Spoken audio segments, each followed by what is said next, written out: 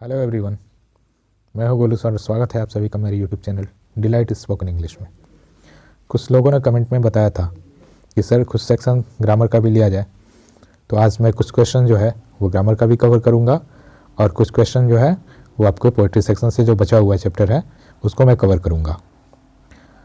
और आप इस वीडियो को पूरा लास्ट तक ज़रूर देखिएगा कि ग्रामर सेक्शंस में मैं कौन कौन से चैप्टर को इसके बाद लाने वाला हूँ, वो सारी इन्फॉर्मेशन आपको दी जाएगी और कैसे आप ज़्यादा से ज़्यादा कॉन्फिडेंटली आप मार्क्स को ऑब्टेन करेंगे, इसका मैं टिप्स भी आपको बताने वाला हूँ। तो चलिए इस चैप्टर को हम लोग शुरू करते हैं। बाकी जो पोइट्री सेक्शंस के बचे हुए क्वेश्चन थे उसको हम लोग शुरू करते हैं। ये फर्स्ट क्वेश्चन जो है आपको स्नेक से लिया गया है। इसमें स्नेक के कुछ क्वेश्चन को हमने देखा था प्रीवियस वीडियोस में, उसमें से कुछ बचे हुए क्वेश्चन थे वो हम लोग इस वीडियो में देखेंगे। The snake seemed like a dash in exile, means poet को स्नेक जो था वो कैसे दिख रहा था, इनको कैसे प्रतीत होता था।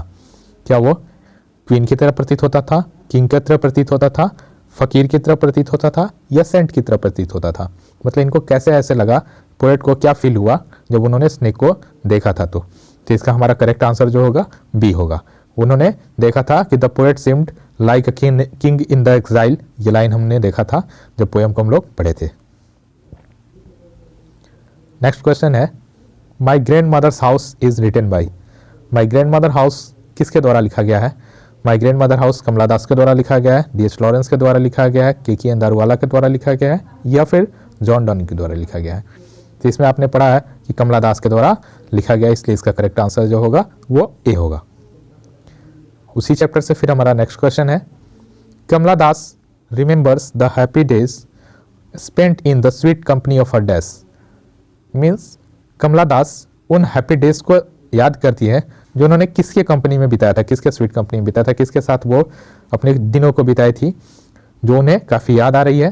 तो वो क्या मदर थी, ग्रैंड मदर थी, फादर थे या अंकल। तो इसमें हमने देखा था कि चैप्टर का जैसे कि नाम है ग्रैंड मदर, और कमला दास जो थी कुछ अपने दिनों को जो अपने मतलब ग्रैंड मदर के साथ उन्होंने बिताया था उसी दिनों को याद करते हुए फिर कहती हैं, इसीलिए इसका करेक्ट आंसर जो होगा वो बी होगा।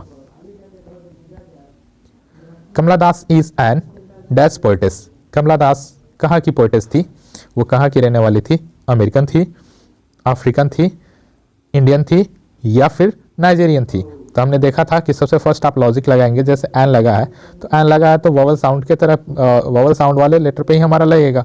तो यहाँ पे नाइजीरियन है वो कट गया, बाकी अफ्रीकन, अमेरिकन और इंडियन है। तो यहाँ पे आपने पढ़ा है तो उनके बायोग्राफी में आपने देखा होगा कि वो कहाँ की थी, तो इंडियन थी। क्लियर। अगला है Kamala Das is talking about her dash who is dead now. Kamala Das किसके बारे में बात करती हैं जो अभी नहीं रही, मतलब जिनका निधन हो गया, वो किन के बारे में बात करती हैं कमला दास। तो अपने ग्रैंड मदर के बारे में बात करती हैं, ग्रैंड फादर के बारे में बात करती हैं, फादर के बारे में बात करती हैं या फिर मदर के बारे में बात करती हैं। तो इस चैप्टर में जो भी बातें हुई हैं वो ग्रैंड मदर की बात हुई है, इसीलिए हम लोग कह सकते हैं कि यहाँ पे करेक्ट आंसर जो होगा वो ग्रैंड मदर होगा। She noticed a dash behind the door of bedroom. उन्होंने अपने बेडरूम के पीछे क्या चीज़ को नोटिस किया था, वो आप बताएं। मतलब किस चीज़ों को, कैट को नोटिस किया था, काऊ को नोटिस किया था, डॉग को नोटिस किया था या फिर उन्होंने ऑक्स को नोटिस किया था।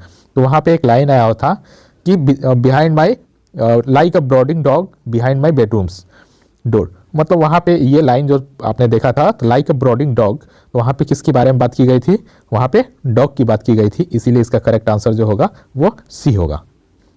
माई grandmother's house is a an dash poem by Kamala Das.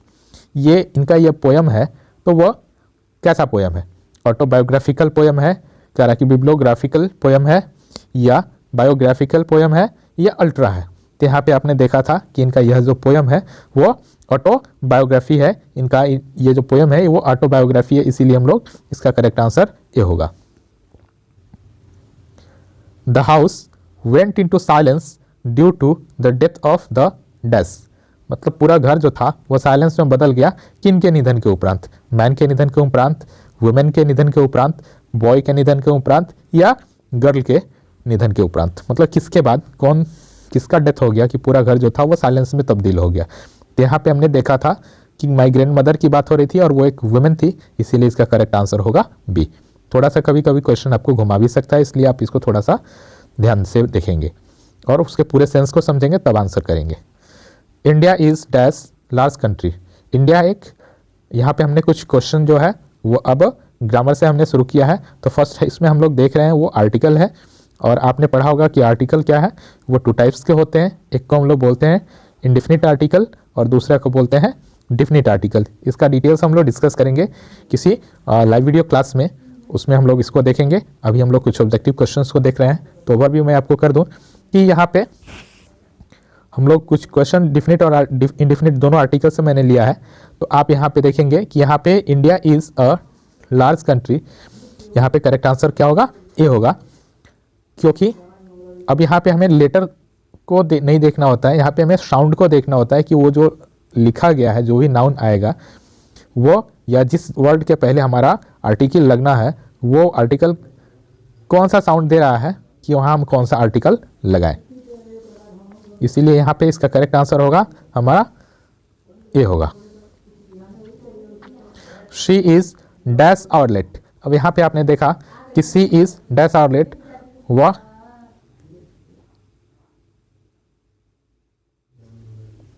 C is dash outlet, वह कितना देर लेट है, तो यहाँ पे कौन सा आर्टिकल लगेगा, C dash outlet, the outlet, a outlet, an outlet, या फिर नन ऑफ दिस। तो यहाँ पे क्या होगा, सी इज एन आउटलेट। यहाँ पे आपने देखा एन है, क्यों एन लगा, यहाँ पे एच आया है। आप कभी कभी थोड़ा सा कंफ्यूज हो रहे होंगे कि यहाँ पे एच आया है, साउंड तो वॉवल यहाँ सॉरी लेटर तो यहाँ पे कॉन्सोनेंट है, लेकिन यहाँ पे एन लगा, ऐसा कैसे। यहाँ में लेटर से अभी मैंने डिस्कस किया कि आपको यहाँ लेटर से कोई मतलब नहीं है, यहाँ पे हमें साउंड देखना होता है। और लेटर जो होते हैं वो 26 होते हैं, उसको हम लोग दो भागों में डिवाइड करते हैं, एक को बोलते हैं कंसोनेंट और एक को बोलते हैं वॉवल। लेकिन जब भी अगर हम लोग साउंड को करते हैं तो वॉवल की संख्या होती है 5 और कंसोनेंट की संख्या होती है 21। लेकिन साउंड में जब ये आता है तो वहाँ पे ये बिल्कुल क्वाइट डिफरेंट हो जाता है, और इसकी टोटल संख्या हो जाती है 44, और उसको हम लोग डिवाइड करते हैं टू पार्ट्स में।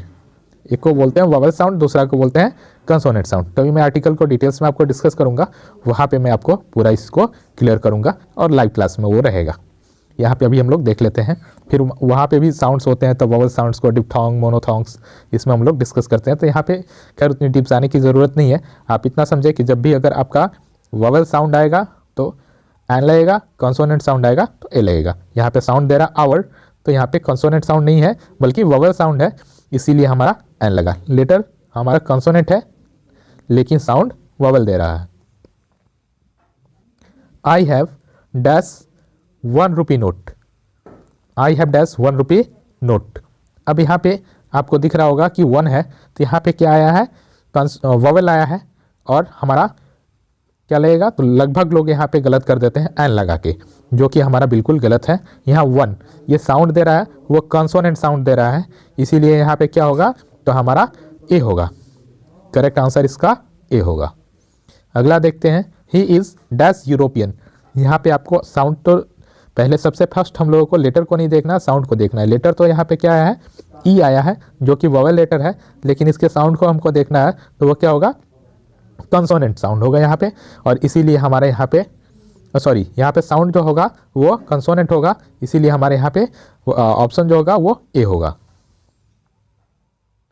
नेक्स्ट देखते हैं, dash Quran is a Holi book.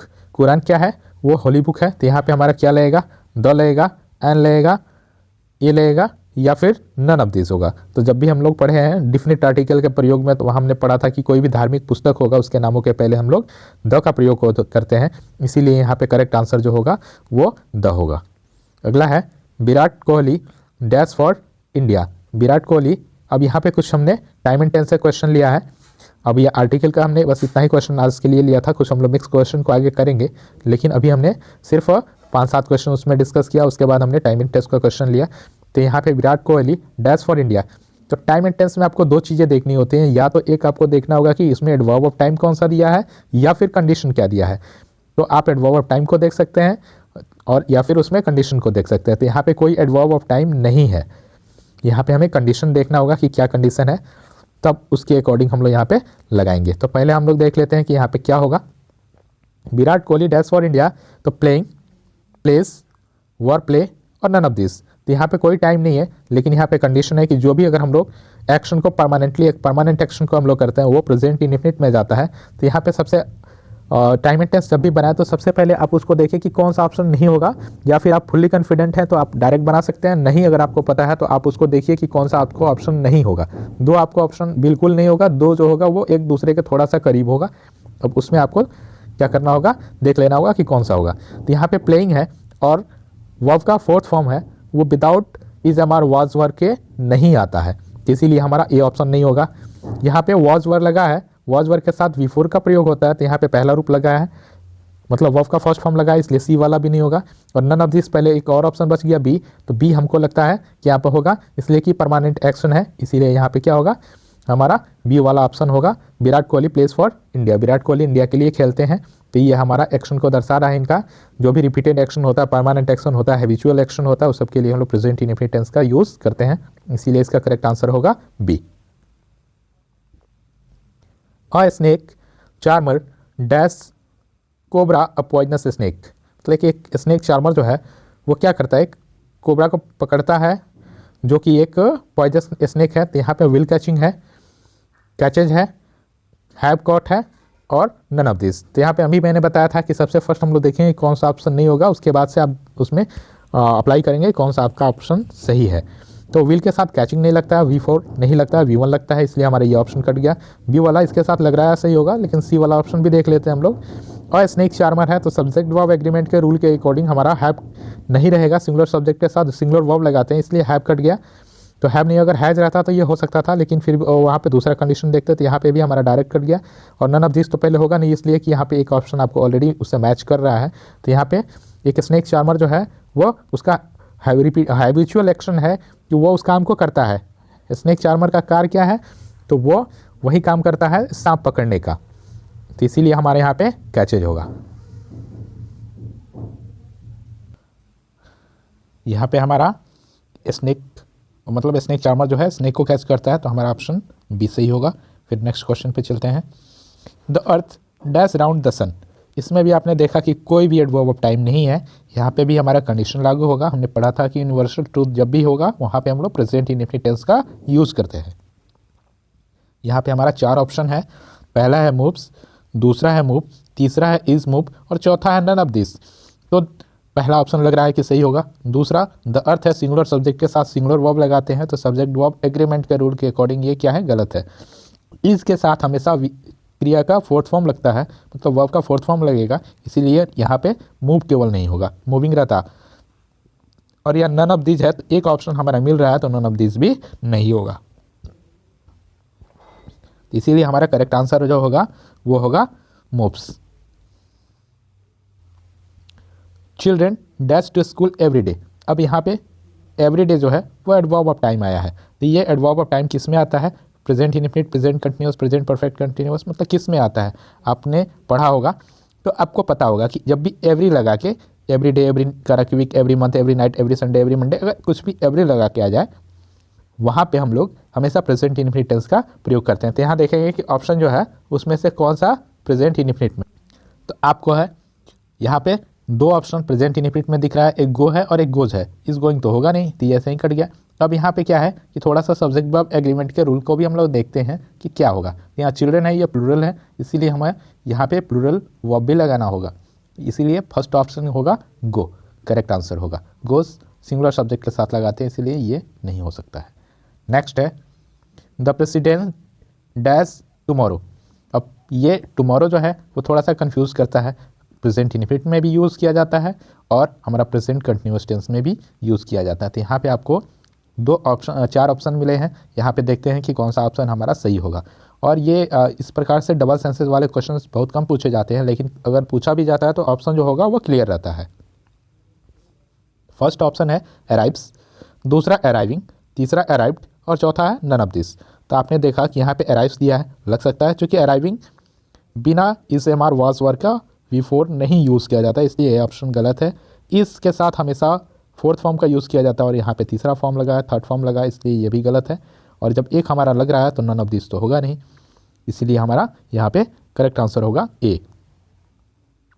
The doctor dash if you go to him, यहाँ पे भी हमने पढ़ा था कि अगर कंडीशनल सेंटेंसेस दे तो कंडीशन सेंटेंसेस वाले में हम लोग देखेंगे कि किसने बनाया, जिसमें उसमें एक में हम लोग प्रेजेंट इंडेफिनिट टेंस का यूज़ करते हैं तो दूसरे सेंटेंस में हम लोग फ्यूचर इंडेफिनिट का। जिसमें कंडीशन लगा होता है प्रेजेंट इंडेफिनिट में यूज़ करते हैं और जिसमें उसका रिजल्ट आएगा वो हमारा फ्यूचर इंडेफिनिट में होता है। तो यहाँ पे हमने देखा कि इफ़ कंडीशन लगा है उसके बाद वाला सेंटेंस प्रेजेंट इंडेफिनिट में है, इसीलिए यहाँ पे करेक्ट आंसर जो होगा वो फ्यूचर वाला ऑप्शन में होगा। यहाँ देखते हैं कि कौन सा फ्यूचर में है, तो फ्यूचर वाला विल के साथ क्रिया का फर्स्ट फॉर्म लगता है, तो इसीलिए हमारा करेक्ट आंसर होगा B. She dash a sweet song yesterday, अब यहाँ पे भी वर्ब ऑफ टाइम स्टरडे आया है। स्टरडे हमने देखा था कि पास्ट टेंस को बोध कराता है, इसीलिए यहाँ पे करेक्ट आंसर जो होगा वो बी होगा। चूँकि V4 का प्रयोग जो होगा ING के इजमार के साथ होता है, इसलिए इजमार नहीं, ये ऑप्शन गलत है। विल सिंग होगा नहीं, चूँकि ये पास्ट टेंस का बोध करा रहा है और ये फ्यूचर में लगता है, इसलिए ये नहीं होगा, नन ऑफ दिस होगा नहीं, ताकि हमारा बी ऑप्शन सही लग रहा है, इसलिए करेक्ट आंसर जो होगा वो बी होगा। आज के लिए इतना ही हम लोग। हाँ, और मैं बताने वाला था कि कुछ इंपॉर्टेंट क्वेश्चन जिसमें हम लोग देखेंगे कैसे इसका स्ट्रेटेजी बनाएंगे जो हमारे एग्जामिनेशन के लिए बहुत ही हेल्पफुल होगा। तो इस बार 100 आपको ऑब्जेक्टिव क्वेश्चंस मिलेंगे जिसमें 60-40 का रेशियो रहेगा। 60% आपके ग्रामर सेक्शन से रहेगा, 40% आपके बुक सेक्शन से रहेगा। और ये काफ़ी इंपॉर्टेंट है, अगर आप बुक सेक्शन से भी अगर आप कंप्लीट कर लेते हैं तो वहाँ पे बाकी जो सेक्शन बच जाएगा, अगर आपको ग्रामर में इशू है तो वहाँ पे बुक सेक्शन पे आप फोकस करेंगे, क्योंकि ये फैक्चुअल है। और ग्रामर सेक्शन जो है वो कंसेप्ट पे है, अगर आपका कंसेप्ट क्लियर नहीं है तो आप गलत कर सकते हैं। यहाँ पे हम लोग ग्रामर सेक्शंस के भी अब क्या करेंगे कि मिक्स क्वेश्चंस को देखेंगे, जिससे हमारा ग्रामर और बुक ये दोनों हमारा साथ साथ कंप्लीट होते चले और किसी को कोई दिक्कत ना हो। इसमें हम लोग वॉइस के चैप्टर्स को डिस्कस करेंगे, नरेशन के, आर्टिकल के, सब्जेक्ट वर्ब एग्रीमेंट के, प्रीपोजिशन के, मतलब जो भी आपके एग्जामिनेशन के लिए इंपॉर्टेंट है और जिससे ज़्यादा क्वेश्चन कम रोज़ मतलब कम समय में ज़्यादा जिससे आप फोकस कर सकते हैं, उसमें हम लोग डिस्कस करेंगे और जिससे ज़्यादा क्वेश्चन पूछे जाते हैं। तो अगर आपने अभी तक मेरे चैनल को सब्सक्राइब नहीं किया है तो आप कर ले, ताकि आपको रेगुलर एक वीडियोस मिलता रहे और आप अपनी तैयारी को बेहतर से बेहतर कर सके और अच्छे मार्क्स एग्ज़ाम में ला सके। और अपने तक ही वीडियो को सीमित न रखें, अपने दोस्तों को भी शेयर करें ताकि उनकी भी तैयारी साथ साथ होती रहे। तो वीडियो देखने के लिए आपका बहुत बहुत धन्यवाद। मिलते हैं फिर नेक्स्ट वीडियो में।